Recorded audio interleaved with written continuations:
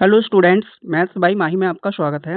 इस वीडियो में हमने आरआरबी एनटीपीसी 18 जून की मॉर्निंग शिफ्ट के ओरिजिनल क्वेश्चनों का ट्रिक से सॉल्यूशन किया है। तो वीडियो को बिना स्किप किए लास्ट तक देखना और ट्रिक पसंद आए तो चैनल को जरूर सब्सक्राइब करना। हमारा पहला क्वेश्चन जो कि आपकी स्क्रीन पर लिखा है, सवाल में लिखा है एक दुकानदार ने 400 रुपये प्रति दर्जन की दर से 52 दर्जन वस्तुएं खरीदी। उसने प्रत्येक वस्तु को 58 रुपये की दर से बेचा, उसका लाभ प्रतिशत ज्ञात कीजिए। तो हम क्या करेंगे, केवल एक दर्जन ही वस्तुओं का सीपी और एसपी बनाएंगे। तो यहाँ पर लिखा है 400 रुपये प्रति दर्जन, तो ये हमारा जो है सीपी हुआ, ये एक दर्जन की कॉस्ट हुई। अब हम क्या करेंगे, एक दर्जन की एसपी बनाएंगे। तो सवाल में लिखा है 58 रुपये प्रति की दर से कहा है, तो हम क्या करेंगे, 58 की 12 से गुना करेंगे। 58 गुना 12 करेंगे तो हमारा ये आएगा, ये 12 अट्ठे 96 होंगे, हासिल 9, 12 पंजे 60, 60 और 9 होंगे 69। तो 696 क्या होगा हमारा, ये सेलिंग प्राइस होगा। तो प्रॉफिट निकालने के लिए क्या करेंगे, P is equal to S P minus C P करेंगे। तो S P minus C P, S P की जो कॉस्ट है वो है 696, जबकि सीपी की कॉस्ट है 400 रुपये। तो हमारा प्रॉफिट होगा 296 रुपये। इस 296 को परसेंटेज में बदलेंगे, तो गुना करेंगे परसेंटेज में बदलने के लिए 100 से, और डिवाइड में करेंगे सीपी। सीपी कितना है 400, तो डिवाइड में लिखेंगे 400। सबसे पहले ये 2 जीरो कैंसिल आउट करेंगे। अब इस 296 को इस 4 से डिवाइड करेंगे तो कितना आएगा, ये आएगा 74%। तो 74% यहाँ पर हमारा आंसर होगा, यानी ऑप्शन ए करेक्ट होगा। देखते हैं नेक्स्ट क्वेश्चन को। नेक्स्ट क्वेश्चन जो कि आपकी स्क्रीन पर लिखा है, सवाल के अंदर लिखा हुआ है कि निम्नलिखित में से कौन सी क्रमशः असम और कर्नाटक में उगाई जाने वाली बागान फसलें हैं। तो कर्नाटक और असम में जो उगाई जाने वाली फसलें हैं वो है हमारे चाय और कॉफी है। चाय असम में ज्यादा उगाया जाता है और कॉफी कर्नाटक में, तो ऑप्शन सी करेक्ट होगा। देखते हैं क्वेश्चन नंबर 3 को। क्वेश्चन नंबर 3 जो कि स्क्रीन पर लिखा है, सवाल के अंदर दिया हुआ है कि स्वतंत्रता आंदोलन के उग्रवादी चरण के दौरान कौन सा भारतीय राष्ट्रवादी नेता एक प्रमुख व्यक्ति के रूप में उभरा जिसने प्रत्यक्ष कार्रवाई और जन लामबंदी पर बल दिया। तो ये जो थे, ये लोकमान्य बाल गंगाधर तिलक थे। यहाँ पर बाल गंगाधर तिलक लिखा हुआ है, जबकि इनका पूरा नाम लोकमान्य बाल गंगाधर तिलक था। तो ऑप्शन डी करेक्ट होगा। देखते हैं नेक्स्ट क्वेश्चन को। नेक्स्ट क्वेश्चन जो कि क्वेश्चन नंबर 4 है, आपकी स्क्रीन पर दिया है। ये सवाल के अंदर लिखा है, भारतीय नौसेना का पाल विधि से निर्मित कौन सा नौकालय 5 दिसंबर सन 2025 में पोरबंदर से मास्कट तक अपनी पहली विदेश यात्रा के लिए रवाना किया गया, जिसका उद्देश्य भारत की प्राचीन समुद्री विरासत को पुनर्जीवित करना था। तो ये NS वी कौंडिल्य था, यानी ऑप्शन ए करेक्ट होगा। देखते हैं क्वेश्चन नंबर 5 को। क्वेश्चन नंबर 5 में क्या लिखा है, क्वेश्चन 5 में लिखा हुआ है कि जुलाई 1991 में रुपये का अवमूल्यन कितना हुआ था। अवमूल्यन का मतलब होता है रुपये में कितनी कमी हुई थी, तो 18% की कमी हुई थी। ऑप्शन बी करेक्ट होगा। देखते हैं नेक्स्ट क्वेश्चन को। नेक्स्ट क्वेश्चन जो कि आपकी स्क्रीन पर लिखा है, ये रीजनिंग से रिलेटेड क्वेश्चन है। क्वेश्चन में लिखा है, अंग्रेजी वर्णमाला पर आधारित निम्नलिखित 4 अक्षर समूह में से 3 अक्षर समूह किसी निश्चित तरीके से समान हैं और इसलिए एक युग्म बनाते हैं। निम्नलिखित में से कौन सा अक्षर समूह उस ग्रुप से संबंधित नहीं है। तो सबसे पहले आप देख सकते हो कि हम क्या करेंगे, ये जो ओ के और ये एम लिखा हुआ है, इसको आपको ऑब्जर्व करना है। मिडिल से शुरुआत करेंगे। ये जो के है, के से बाद में क्या आता है, एल आता है। तो एल में से क्या कर दिया है इन्होंने, ये 2 जोड़ दिए हैं, और उसके बाद इस एम से क्या करा है, इस एम से बनाया है ओ को। तो एम के बाद क्या आता है, एन आता है, उसको छोड़ दिया, तो यहाँ पर इसी तरह से 2 आया। तो ठीक इसी तरह से ये दोनों ऑप्शन भी हैं और ये दोनों ऑप्शन भी हैं। तो यहाँ पर जो इनसे अलग है वो है केवल ऑप्शन बी। तो ऑप्शन बी इसलिए हमारा करेक्ट ऑप्शन होगा। तो यहाँ पर जो है BMIL करेक्ट होगा। देखते हैं नेक्स्ट क्वेश्चन को। नेक्स्ट क्वेश्चन में लिखा हुआ है, निम्नलिखित में से कौन सी शहरी वायु में बढ़े हुए कणिका द्रव्य का एक प्रत्यक्ष परिणाम है। तो यहाँ पर जो ऑप्शन होगा, श्वसन संबंधी स्वास्थ्य संबंधी जो है समस्या है वो होगा श्वसन संबंधी स्वास्थ्य समस्या, यानी ऑप्शन सी करेक्ट होगा। देखते हैं नेक्स्ट क्वेश्चन को। नेक्स्ट क्वेश्चन जो कि आपकी स्क्रीन पर लिखा है, ये जीके से रिलेटेड क्वेश्चन है। सवाल के अंदर दिया हुआ है, वित्तीय वर्ष सन 2024-25 में विदेशों में रहने वाले भारतीय द्वारा घर भेजे गए, यहाँ पर एक वर्ड होगा प्रेषण के कुल, ये कह रहा है कि कुल प्रेषण से एक नया रिकॉर्ड बनाया गया था। तो यहाँ जो ऑप्शन होगा, ये ऑप्शन ए करेक्ट होगा। 135.46 बिलियन डॉलर यहाँ आंसर होगा। तो देखते हैं नेक्स्ट क्वेश्चन को। नेक्स्ट क्वेश्चन के अंदर लिखा है, ये जो क्वेश्चन है हमारा रीजनिंग से रिलेटेड क्वेश्चन है। सवाल में लिखा है, निम्नलिखित संख्या और प्रतीक श्रृंखला का संदर्भ ले और दिए गए प्रश्न का उत्तर दे। गिनती केवल बाएं से दाएं की जानी है, सभी संख्याएं केवल एक अंक की संख्याएं हैं। ये बाएं से दिखाया है और कहा है ऐसे कितने प्रतीक हैं में प्रत्येक के ठीक पहले एक संख्या और ठीक बाद भी एक संख्या है। प्रतीक क्या है? ये जो हैशटैग का सिंबल बना हुआ है, डॉलर, परसेंटेज, ये सिंबल लगे हुए हैं, ये है हमारे प्रतीक। तो कहा गया प्रतीक के ठीक पहले भी एक संख्या है और प्रतीक के ठीक बाद में भी एक ऐसी संख्या है। तो आप देख सकते हो ये जो 5 और 3 है, इनके ठीक बीच में एक प्रतीक लिखा हुआ है जिसको पढ़ते हैं लेस देन। तो और कहीं ऐसा नहीं है कि प्रतीक के ठीक पहले और प्रतीक के ठीक बाद दोनों तरफ संख्या हो। तो एक ही ऑप्शन ऐसा है, तो यहाँ ऑप्शन डी करेक्ट होगा। देखते हैं नेक्स्ट क्वेश्चन।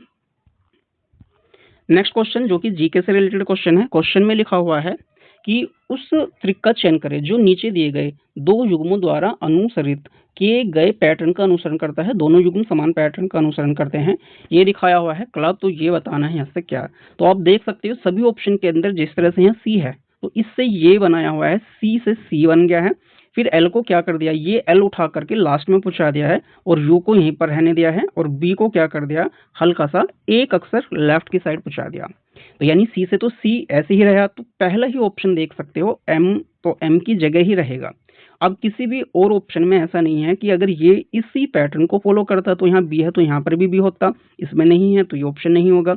यहाँ एन है, यहाँ एन होता है इस पैटर्न के हिसाब से, क्योंकि यहाँ सी है तो यहाँ भी सी होना, यहाँ सी है तो इसी पैटर्न को अगर देखें तो यहाँ एन है तो यहाँ पर भी एन होना है, जो कि नहीं है तो इसलिए ये भी नहीं होगा। यहाँ ई है तो इस पैटर्न को अगर फॉलो करें तो यहाँ पर भी ई होना है, इसमें भी नहीं है, तो केवल ये ही ऑप्शन ए करेक्ट होगा। देखते हैं नेक्स्ट को। नेक्स्ट क्वेश्चन जो कि मैथ से रिलेटेड क्वेश्चन है। सवाल के अंदर लिखा हुआ है कि कितने वर्षों में 8,400 रुपए पर 4% वार्षिक ब्याज दर से 840 रुपए साधारण ब्याज प्राप्त होगा। तो आप इसमें एक फॉर्मूला लगा सकते हो, SI is equal to P गुना R गुना T अपॉन 100। तो जहां SI की वैल्यू कितनी है आपको दी हुई है, ये 840, तो यहाँ पर लिखेंगे हम 840 और P जो है ये दिया हुआ है 8,400, तो हम यहाँ पर लिखेंगे 8,400 गुना में R दिया हुआ है रेट जो कि 4% है और यहाँ पर T फाइंड करना है, डिवाइड में लेंगे 100। तो सबसे पहले क्या करेंगे, ये 2 जीरो से ये 2 जीरो कैंसिल आउट करेंगे। इसके बाद क्या करना है, इस 84 से यहाँ पर भाग करेंगे, तो 84 एकम 84 और 84 धाम होंगे 840। अब ये जो 4 बचा हुआ है ये डिवाइड में आएगा और 4 से डिवाइड करेंगे तो आएगा 2.5। तो जो टाइम होगा हमारा 2.5 होगा, यानी ऑप्शन पी करेक्ट होगा। देखते हैं नेक्स्ट क्वेश्चन को। नेक्स्ट क्वेश्चन जो कि आपकी स्क्रीन पर है। सवाल में लिखा हुआ है कि पहली शताब्दी से पूर्व के किस बौद्ध ग्रंथ में बुद्ध के संवादों को दर्ज किया गया है। तो ये सुत्त पिटक में किया गया है, तो यहाँ ऑप्शन ए करेक्ट होगा। देखते हैं क्वेश्चन नंबर 14 को। क्वेश्चन 14 जो कि ये मैथ से रिलेटेड क्वेश्चन है। सवाल में लिखा है एक व्यवसाय में ए, बी और सी के निवेश का अनुपात 3:5:4 है। कुल लाभ में से बी ए को 15,000 रुपए देता है, जिससे ए का लाभ का हिस्सा सी के लाभ के हिस्से के बराबर हो जाता है। व्यवसाय का कुल लाभ ज्ञात कीजिए।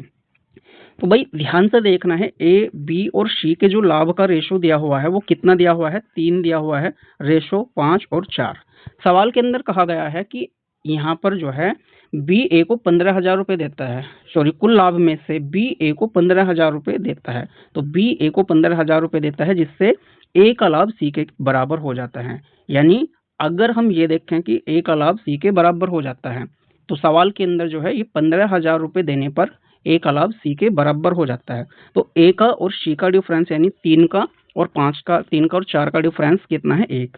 तो ये 1 रुपये जो है ये 15,000 के बराबर है, तो हम लिखेंगे 1 बराबर होगा 15,000 के।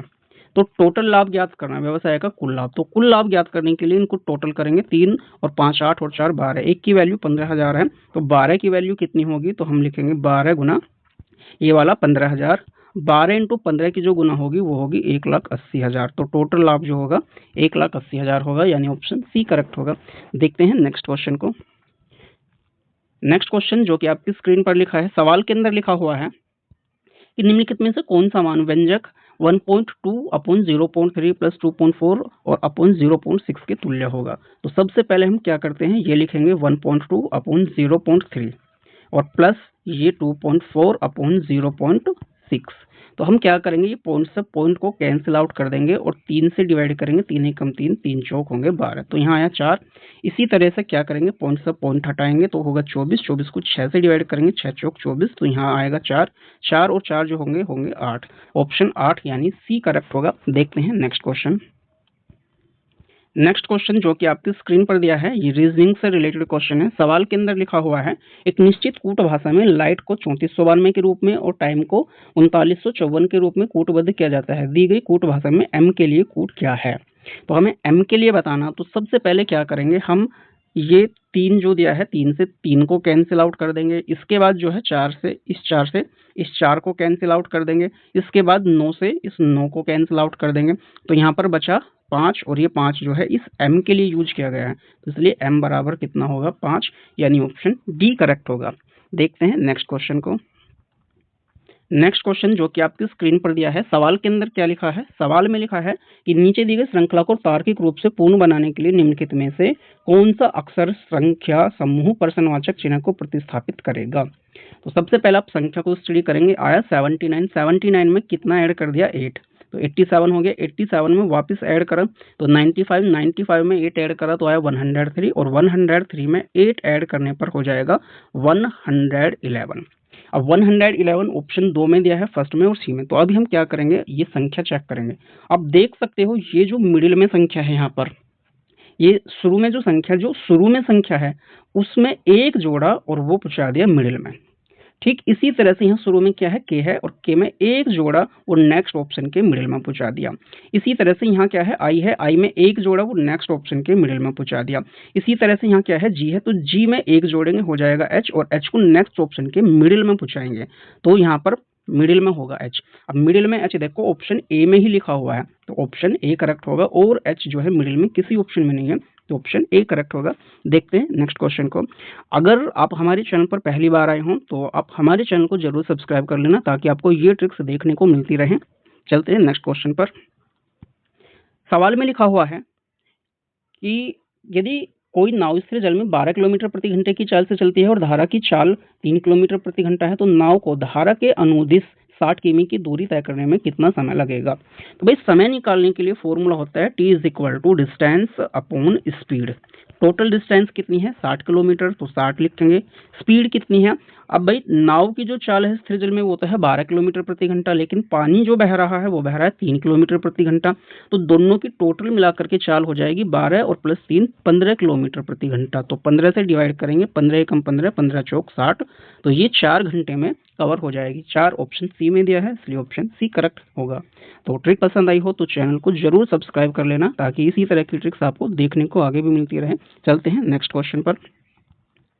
नेक्स्ट क्वेश्चन के अंदर लिखा हुआ है, क्वेश्चन नंबर 20 है। सवाल के अंदर लिखा हुआ है कि A, B, C, D, E और F एक ही इमारत के 6 अलग अलग तलों पर रहते हैं।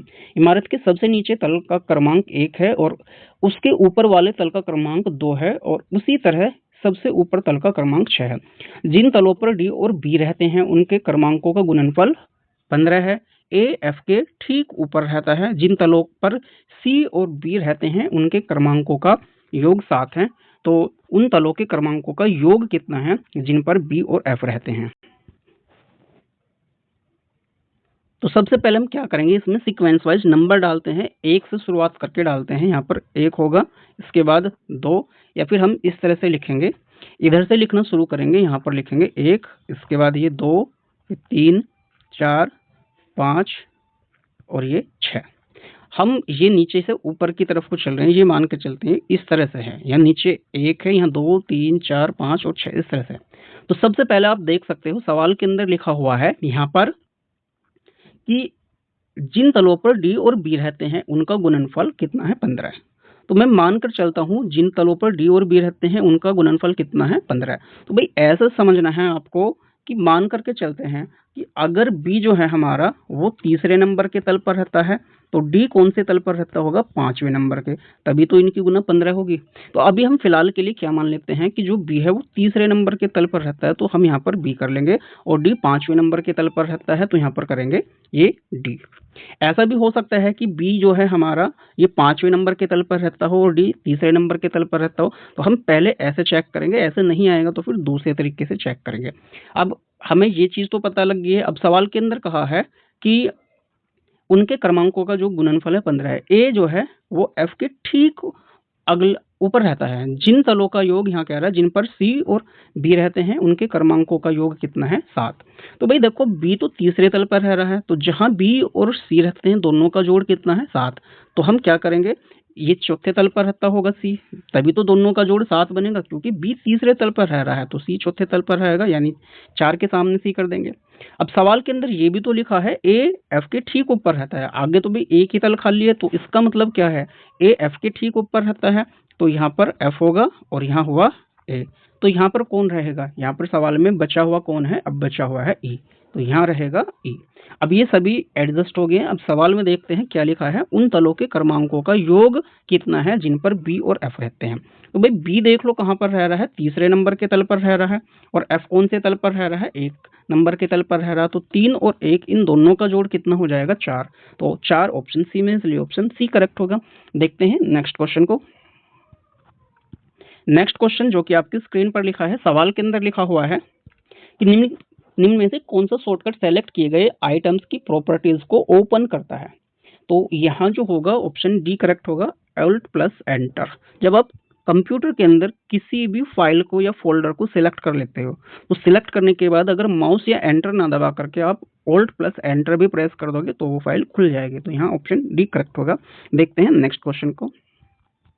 नेक्स्ट क्वेश्चन जो कि आपकी स्क्रीन पर लिखा है, सवाल जीके से रिलेटेड है। सवाल के अंदर क्या है, 10 नवंबर सन 2025 को पैन अमेरिकन हेल्थ ऑर्गेनाइजेशन ने घोषणा की कि अमेरिका क्षेत्र अब निम्नलिखित में से किस रोग के स्थानिक संचरण से मुक्त होने की स्थिति को बरकरार नहीं रख पाया है।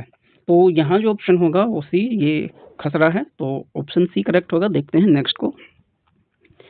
क्वेश्चन नंबर 23, ये जीके से रिलेटेड क्वेश्चन है। सवाल के अंदर लिखा है, गुप्तोत्तर काल के बाद के भारत में श्रेणियों की क्या भूमिका थी। तो यहाँ पर क्या था, विनिमय व्यापार और शिल्प कला को ज्यादा महत्व दिया जाता था, तो ऑप्शन डी करेक्ट होगा। तो देखना है नेक्स्ट क्वेश्चन को। नेक्स्ट क्वेश्चन जो कि जीके से ही संबंधित है। सवाल के अंदर लिखा हुआ है कि किन वास्तुशिल्प विशेषताओं का व्यापक उपयोग मुगल वास्तुकला को प्रारंभिक धार्मिक मंदिर निर्माण से पृथक करता है। तो ये मेहराब और गुंबद है, ऑप्शन सी करेक्ट होगा। देखते हैं नेक्स्ट क्वेश्चन को।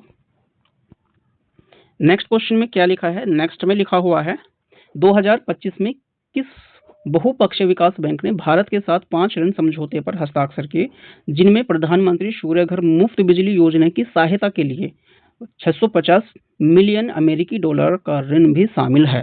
तो यहाँ जो ऑप्शन होगा वो एडीबी होगा, एशियन डेवलपमेंट बैंक। तो ऑप्शन डी करेक्ट होगा। देखते हैं नेक्स्ट क्वेश्चन। नेक्स्ट क्वेश्चन जो कि रीजनिंग से रिलेटेड क्वेश्चन है। सवाल के अंदर लिखा है, नीचे संख्याओं के 2 युग्म दिए गए हैं और पैटर्न का अनुसरण करें और अनुसरण करके बताना है हमें कि ये कौन सा सही होगा। तो सबसे पहले ये 2 पैटर्न दिए हुए हैं, 5 से 20 बना, तो 5 की क्या कर दी है 4 से गुना कर दी होगी, तो यहाँ पर 20 बना है। इसी तरह से 20 की 3 से गुना कर दी है तो 60 बना है, 60 की फिर 2 से गुना कर दी 120। इसी तरह से 8 की 4 से गुना कर दिया 8 चौक 32, 32 दिया 96 और 96 दूनी 192। यानी पहले 4 से मल्टीप्लाई की गई है, फिर 3 से मल्टीप्लाई की गई है, फिर 2 से। तो सबसे पहले 4 से मल्टीप्लाई की गई है तो देख सकते हो 10 चौक 40। इसके बाद ये 3 से मल्टीप्लाई की गई है तो 40 दिया 120, फिर 2 से मल्टीप्लाई की गई 120 दूनी 240। बिल्कुल यही रिलेशन ऑप्शन डी की जो संख्या है इनमें बन रहा है, तो ऑप्शन डी करेक्ट होगा। देखते हैं नेक्स्ट को। क्वेश्चन नंबर 27 में लिखा हुआ है, ए और बी एक काम को 21 दिनों में पूरा करते हैं। यदि ए अकेले उस काम को 28 दिनों में कर सकता है तो बी अकेले उस काम का 3/4 भाग डैश दिनों में कर सकता है। भाई देखो इस सवाल के अंदर पूरा काम नहीं करना, बी को केवल 3/4 काम करना। तो सबसे पहले पता लगाओ कि बी पूरे काम को कितने दिन में कर लेगा, फिर उसका 3/4 निकालना है। तो आपको ट्रिक लगानी है A B upon A minus B. तो ये आपको ट्रिक यूज करनी है। ए की वैल्यू कितनी रखेंगे, जो बड़ी संख्या है, बड़ी संख्या कितनी 28, तो ए की जगह लिखेंगे 28, मल्टीप्लाई का साइन लगाएंगे, बी की जगह लिखेंगे 21।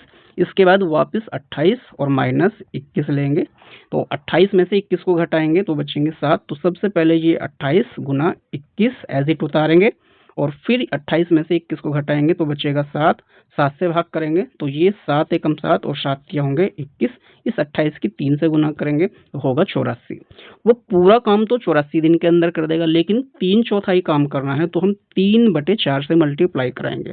तो सबसे पहले भाग कराएंगे इसे 4 से, यहाँ पर भाग करेंगे 4 एकम 4 और 21 चौक होते हैं 84। तो यहाँ 21 आया, इस 21 की गुना इस वाले 3 से करेंगे तो 21 या होंगे 63। तो 63 दिन के अंदर वो 3/4 कार्य को कर देगा, यानी ऑप्शन डी करेक्ट होगा। देखते हैं 28 क्वेश्चन को। क्वेश्चन नंबर 28 में लिखा हुआ है कि भारत में कौन सी पर्वत श्रृंखलाएं पर हिमालय क्षेत्र की पर्वत श्रृंखलाएं हैं। तो यहाँ जो ऑप्शन होगा वो जास्कर, लद्दाख और काराकोरम, यानी ऑप्शन डी करेक्ट होगा। देखते हैं क्वेश्चन नंबर 29 को। क्वेश्चन 29 में क्या लिखा है? 29 में लिखा हुआ है कि 2025 के उद्यान में सरिस्का वन्यजीव अभ्यारण्य के क्षेत्रफल में कितना विस्तार किया गया था। तो 2025 में ये जो किया गया था वो 44,000 हेक्टेयर किया गया था। तो ऑप्शन सी करेक्ट होगा। देखते हैं नेक्स्ट क्वेश्चन को।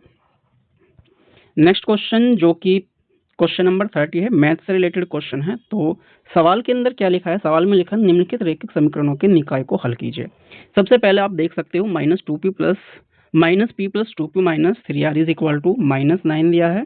ये इक्वेशन हमारी फर्स्ट है। फिर दूसरी दी हुई है p - 3q + 1r = 6 और तीसरी इक्वेशन दी हुई है 2p - 5q + 5r = 17। तो भाई देखो, मैं एक बात बताता हूँ आपको, इसको सोल्व करने के लिए बहुत ज़्यादा टाइम यूज होगा, तो हम इसको डायरेक्टली सोल्व नहीं करेंगे। हम इसको ऑप्शन से सोल्व करेंगे। कोई भी एक ऑप्शन उठा करके देखते हैं इन ऑप्शन को सेटिस्फाइड कौन सा कर पाएगा। तो सबसे पहले ये फर्स्ट इक्वेशन को उतारेंगे, इसको, ये जो यहाँ पर दी हुई है फर्स्ट, -p + 2q और माइनस ये 3r। सामने राइट हैंड साइड में कितना लिखा है? -9। अगर हमारा -9 आंसर आ गया तो जिस ऑप्शन के संख्याओं को रख करके आएगा वही हमारा आंसर होगा। तो सबसे पहले हम क्या करते हैं, ऑप्शन ए को चेक करेंगे। पी की जगह कितना लिखा है? -1। तो ये तो माइनस पहले ही है, हम इसको एज इट रहने देंगे। पी की वैल्यू ये रखेंगे हम -1।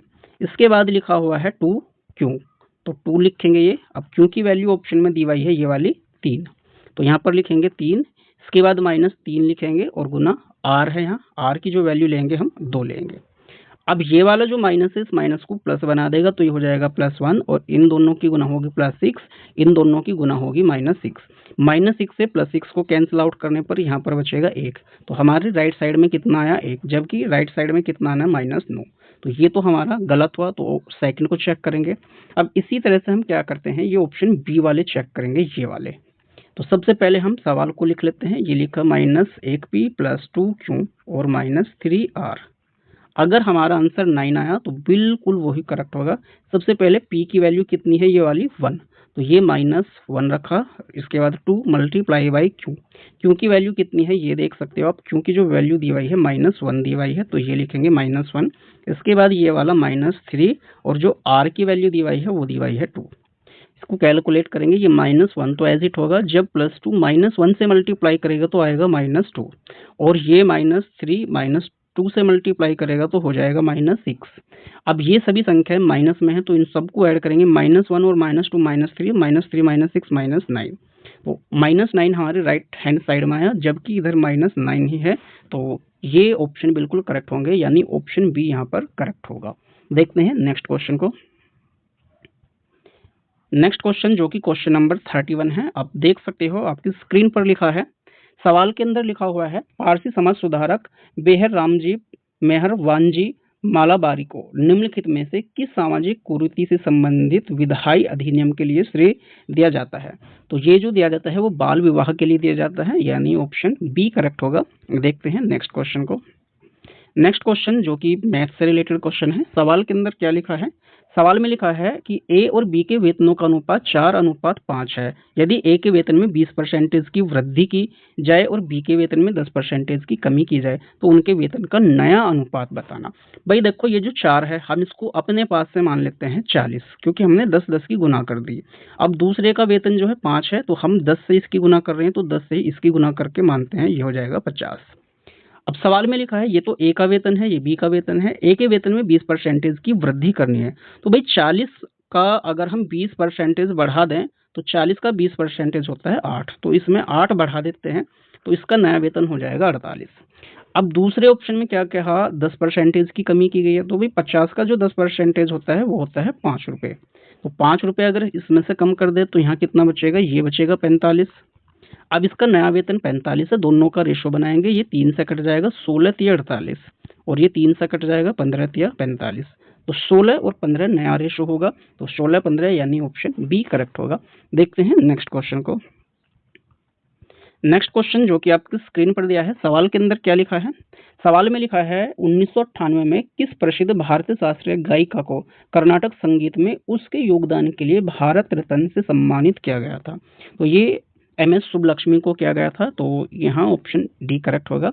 देखते हैं क्वेश्चन नंबर 34 को। क्वेश्चन 35 ये मैथ से ही रिलेटेड क्वेश्चन है। सवाल के अंदर क्या लिखा है? सवाल में लिखा है एक विद्यालय में प्रशिक्षित और अप्रशिक्षित शिक्षकों को 5 और 3 के अनुपात में नियुक्त किया गया। मतलब जो प्रशिक्षित हैं वो 5 हैं और अप्रशिक्षित 3 हैं। प्रशिक्षित और अप्रशिक्षित शिक्षकों का वेतन 4 और 1 के अनुपात में है। यदि एक महीने में सभी शिक्षकों को भुगतान किया गया कुल वेतन 4,60,000 रुपये है, तो अप्रशिक्षित शिक्षकों को कुल कितना वेतन भुगतान किया गया? भाई आप देख सकते हो कि जो प्रशिक्षित शिक्षक हैं वो कितने हैं? 5 हैं, और उनमें से प्रशिक्षित शिक्षकों को वेतन कितना दिया जा रहा है? 4। तो हम 5 की 4 से गुना करेंगे, क्योंकि 5 व्यक्ति हैं और 4-4 रुपए दिए जा रहे हैं, तो 5 गुना 4 करेंगे। इसी तरह से जो अप्रशिक्षित हैं वो कितने हैं? 3 हैं, तो 3 और 1 अप्रशिक्षित को कितने रुपए दिए जा रहे हैं? 1, तो 3 गुना 1 करेंगे। 5 की 4 से गुना करेंगे तो आएगा 20, और इसी तरह से 3 की 1 से गुना करेंगे तो होगा 3। टोटल कितना होगा दोनों का? इन दोनों का टोटल होगा 23। अब ये 23 इस 4,60,000 के बराबर है। कहा अप्रशिक्षित शिक्षकों को कुल कितना वेतन भुगतान किया जाएगा? तो भाई अप्रशिक्षित की वैल्यू तो कितनी है? यहाँ पर 3 है, और ये टोटल 23, तो 23 से इसको डिवाइड करेंगे, तो यहाँ पर हम डिवाइड करेंगे 4,60,000। डिवाइड में कितना लेंगे? 23 लेंगे, तो 23 से डिवाइड करेंगे और मल्टीप्लाई करेंगे 3 से, तो 23 दूनी होंगे 46, तो डिवाइड करने पर आएगा 20,000, और इस 20,000 की क्या करेंगे? मल्टीप्लाई करेंगे 3 से, तो 20 दिया होगा 60,000, तो 60,000 रुपये जो होगा यहाँ ऑप्शन ए करेक्ट होगा। देखते हैं नेक्स्ट क्वेश्चन को। नेक्स्ट क्वेश्चन जो कि 35 क्वेश्चन है। सवाल के अंदर क्या लिखा हुआ है? सवाल में लिखा है गोलू बिंदु ए से ड्राइव करना शुरू करते हुए पश्चिम की ओर 53 किलोमीटर ड्राइव करता है, फिर वह बाएं मुड़ता है और 50 किमी ड्राइव करता है, फिर वह बाएं मुड़ता है, 54 किमी ड्राइव करता है, वह पुनः बाएं मुड़ता है और 60 किमी ड्राइव करता है। वह अंतिम बार बाएं मुड़ता है, 1 किमी ड्राइव करता है और बिंदु पी पर रुक जाता है। बिंदु ए पर फिर से पहुंचने के लिए उसे कितनी दूर और किस दिशा में ड्राइव करना चाहिए? तो सबसे पहले हम क्या करेंगे? सबसे पहले लिखा है पश्चिम की ओर 53 किलोमीटर ड्राइव करता है, तो भाई मान के चलते हैं ये पश्चिम जो है इधर आ गया, वो यहाँ से इसने चलना शुरू किया और ये पश्चिम में आ गया, 53 किलोमीटर ड्राइव करता हुआ यहाँ से शुरू करके। अब क्या कहा है? फिर वो बाएं मुड़ता है, बाएं मतलब उल्टी साइड में, तो अपने उल्टे हाथ पर मुड़ेगा इस दिशा में, और कितनी दूर गया है? वो कह रहा है 50 किलोमीटर, तो भाई मैं यहाँ पर लिखता हूँ 50 किलोमीटर। अब उसका फेस जो है वो है दक्षिण दिशा में। फिर कह रहा है फिर वह बाएं मुड़ता है, फिर वो अपने उल्टे हाथ पर मुड़ेगा, तो उसका जो फेस हो जाएगा पूर्व दिशा में हो जाएगा, और 54 किमी की दूरी चला, तो 54 किमी यहाँ से यहाँ तक 53 है, तो हम क्या करेंगे? थोड़ा सा फालतू चलाएंगे, तो ये हो जाएगा 54 किलोमीटर। अब उसका फेस जो है कहाँ पर है? वो है पूर्व दिशा में। फिर कहा है कि वह 54 किमी ड्राइव करता है, अब वह पुनः बाएं मुड़कर 60 किमी ड्राइव करता है। अब वो इधर अपने बाएं मुड़ रहा है, बाएं मुड़कर मतलब फिर वो उल्टी दिशा में मुड़ रहा है, तो हम इसको इधर चलाएंगे 60 किलोमीटर, तो 60 किलोमीटर ये इस इधर आ गया है। तो अब हम क्या करेंगे? इसको पूरा कर देंगे। अब देख सकते हो यहाँ से यहाँ तक 50 है और यहाँ से यहाँ तक है टोटल 60। अब उसने शुरुआत या फिर मान के चलो कहाँ से करी थी? इससे। अब सवाल के अंदर लिखा है उसका फेस जो है, अब ये देख लेना उत्तर की तरफ है। अब कहा गया है 1 किलोमीटर वह अंतिम बार बाएं मुड़ता है और 1 किमी ड्राइव करता है। अब वो 1 किलोमीटर को इधर ड्राइव करता है, यहाँ से यहाँ तक 1 किलोमीटर हो गया। शुरुआत उसने यहाँ से करी थी, अब वो यहाँ पर है, तो यहाँ से यहाँ तक की डिस्टेंस बतानी है। तो यहाँ से यहाँ तक की डिस्टेंस देख सकते हो, जब यहाँ से यहाँ तक 50 है तो हम 50 का कट लगा देंगे। यहाँ से यहाँ तक 60 है, 60 में से 50 इधर घटा दो, तो इधर इधर की जो डिस्टेंस बचेगी वो बचेगी 10। और वो इसका जो फेस है यहाँ पर है, तो उसे इस डायरेक्शन में आना है और इधर की डायरेक्शन में होगा उसका दक्षिण, तो उसको जो है दक्षिण की ओर आना है। तो यहाँ जो ऑप्शन होगा वो 10 किलोमीटर दक्षिण की ओर, यानी ऑप्शन बी करेक्ट होगा। देखते हैं नेक्स्ट क्वेश्चन को। नेक्स्ट क्वेश्चन के अंदर लिखा हुआ है कि पंडित जवाहरलाल नेहरू ने निम्नलिखित में से किसे आधुनिक भारत के मंदिर के रूप में वर्णित किया था? तो पंडित नेहरू ने बांध को आधुनिक मंदिर के रूप में वर्णित किया था, यानी ऑप्शन डी करेक्ट होगा। देखते हैं नेक्स्ट को।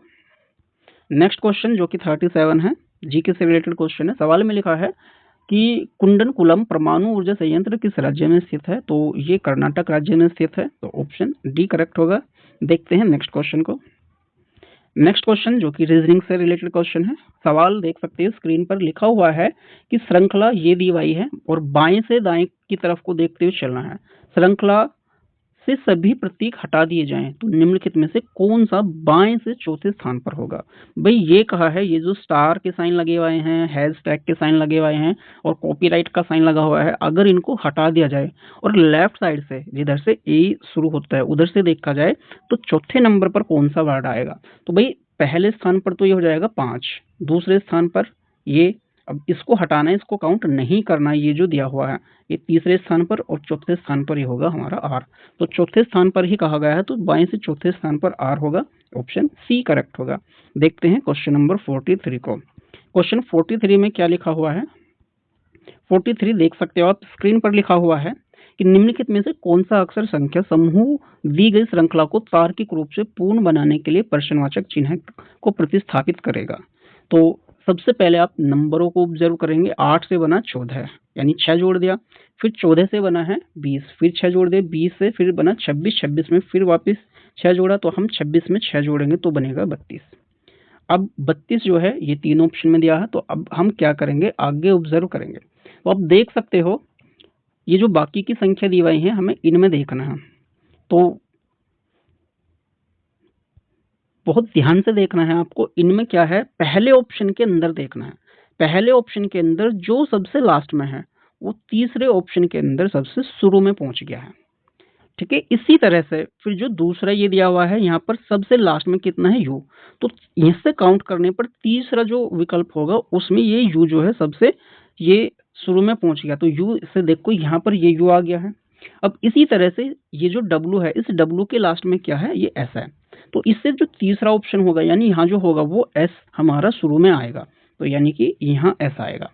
अब ऑप्शन चेक करो, एक ही ऑप्शन ऐसा है जिसमें जो है एस जो है शुरू में लिखा हुआ है और ये 2 ऑप्शन है, तो एक और चेक कर सकते हैं। इसी तरह से क्या है कि यहाँ और ऑप्शन को चेक करेंगे, ई है यहाँ पर, ए देखो, ए के बाद क्या है कि आप इसको सीधा देखो मिडिल में यहाँ पर इसने क्या करा है, ई बना दिया है, तो इसमें 4 जोड़ दिया है। तो इसी तरीके से हम क्या करेंगे, इस सही ऑप्शन को बनाएंगे। ई में अगर हम 4 जोड़ते हैं तो यहाँ पर जो बनेगा ए बनेगा, यानी ऑप्शन ए करेक्ट होगा। तो देखते हैं नेक्स्ट को। नेक्स्ट क्वेश्चन जो कि आपकी स्क्रीन पर लिखा है, सवाल के अंदर दिया हुआ है कि 2025 में शुरू की गई कौन सी स्वदेशी CAR-T सेल थेरेपी ने भारत के कैंसर उपचार और जैव प्रौद्योगिकी पारिस्थितिकी तंत्र में एक ऐतिहासिक उपलब्धि को चिन्हित किया था? तो ये नेक्सकार 19 स्वदेशी CAR-T सेल थेरेपी थी, यानी इसका उत्तर डी करेक्ट होगा। देखते हैं नेक्स्ट क्वेश्चन को। नेक्स्ट क्वेश्चन जो कि ये मैथ से रिलेटेड क्वेश्चन है। सवाल के अंदर लिखा है कि धनात्मक पूर्णांक ए और बी के उन क्रमित युग्मों की संख्या ज्ञात कीजिए जो इस प्रकार ए और बी का महत्तम समापवर्तक 28 है, ए प्लस बी बराबर 868 है। तो हमें महत्तम पूर्णांकों की संख्या, ये युग्मों की संख्या बतानी है ऐसे। तो सबसे पहले जो ए प्लस बी दिया हुआ है वो कितना है, 868। तो इस 868 को क्या करेंगे, जो HCF दिया हुआ है 28, इससे भाग करेंगे।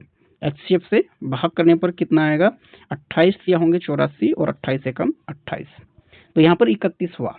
अब 31 के ऐसे जोड़े लेने हैं हमें जिनमें सह अभाज्य संख्या हो। तो सबसे पहले 31 को कैसे लिख सकते हैं, 1 और 30 लिख सकते हैं। इसी तरह से क्या लिख सकते हैं, 2 और 9 लिख सकते हैं जो प्राइम नंबर है। तो ऐसे टोटल जो संख्या होंगी 30 होंगी, ऑप्शन सी करेक्ट होगा। आप देख सकते हो और भी संख्या हो जाएंगी, 3 और 27 होगा, ठीक है, 5 और ये बाकी जो 31 में से घटा करके देख लेना कितना बचेगा, यहाँ पर तो 28 होगा। तो इस तरह की 30 संख्या होंगी, ऑप्शन सी करेक्ट होगा। देखते हैं नेक्स्ट को। तो ये हमारी वीडियो का लास्ट क्वेश्चन था। उम्मीद करता हूँ ये ट्रिक्स आपको पसंद आई होंगी। तो ऐसी ट्रिक्स पाने के लिए हमारे चैनल को सब्सक्राइब करें ताकि आने वाली नेक्स्ट वीडियो के नोटिफिकेशन आपको मिलते रहें।